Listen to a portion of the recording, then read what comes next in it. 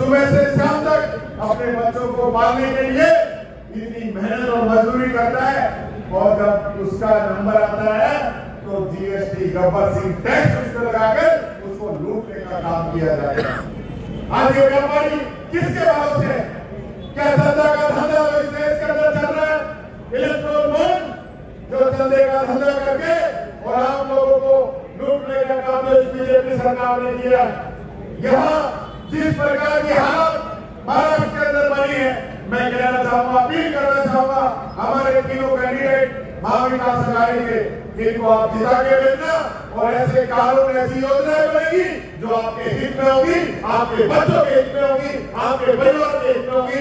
यही बात कहना चाहूंगा। बहुत बहुत धन्यवाद। तो स्वतः राजस्थानचा माजी मुख्यमंत्री आणि सगळं त्यांच्या सोबत इकडे आले होते। राजस्थानचा लोक होते, महाराष्ट्र लोक होते। ये संस्कृती आहे, ही आपली सभ्यता आहे। महाराष्ट्राचे लोक इथे आहे, राजस्थानचे लोक इथे आहेत, सगळं प्रवासी इकडे होतं।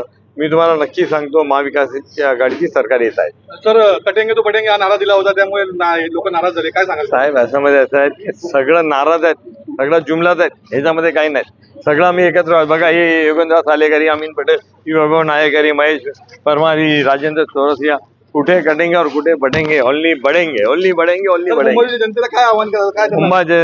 मुंबई जनतेला एकच माझा नम्र विनंती आहे की तुम्ही जसं मला साथ दिले, सहकार दिले, तुम्ही मला आश्वासन दिले आहे, तुम्ही वचन दिलेलं आहे, पुन्हा एकदा तुम्ही मला भरघोस मतांनी निवडून देणार आहे। तुमच्या मुंबईची जनतेचा धन्यवाद। या निवडणूकमध्ये महाविकास आघाडीला जसा जनतेचा पाठिंबा भेटत आहे आणि उत्स्फूर्त प्रतिसाद पण भेटत आहे, आणि तुम्ही समोरच बघितला, ही सभा झाली इथे राजस्थानचे पूर्व मुख्यमंत्री अशोक गहलोत साहेब सकट आमचे खासदार अरविंद सावंत साहेब व काँग्रेस व शिवसेना व आघाडी गटाचे सर्व नेते मंडळी होते, आणि पब्लिकचा पण चांगला उत्स्फूर्त प्रतिसाद होता।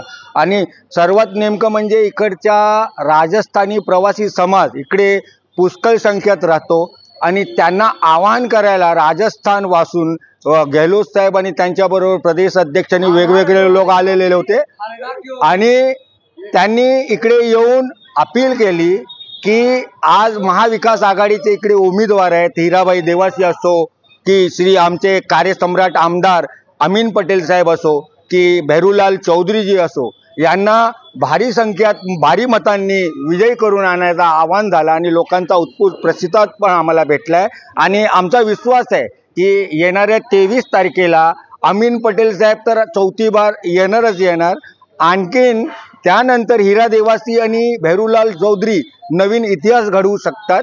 आणि हे एक काय लोकांचा आणि जनतेचा पाठिंबा महाविकास आघाडीला भेटतोय आणि सतत भेटतोय। आम्ही रॅलीमध्ये जातो तर लोक येत आहेत, महागाईने त्रासलेले लोक आले आहेत, ज्यांना त्रास झाला कोरोना काळामध्ये ते आले आहेत, त्यांनी सर्वांची आपली शिकायत घेऊन आले की आणि ही सरकार फक्त प्रचार करण्यात राहिली आणि पब्लिकचं काही काम केलं नाही। आज पब्लिक 20 तारखेला त्यांच्या विरुद्ध मत करून महाविकास आघाडीचे उमेदवारांना निवडून आणणार, याचा ठाम विश्वास मी इकडे जाहीर करतो।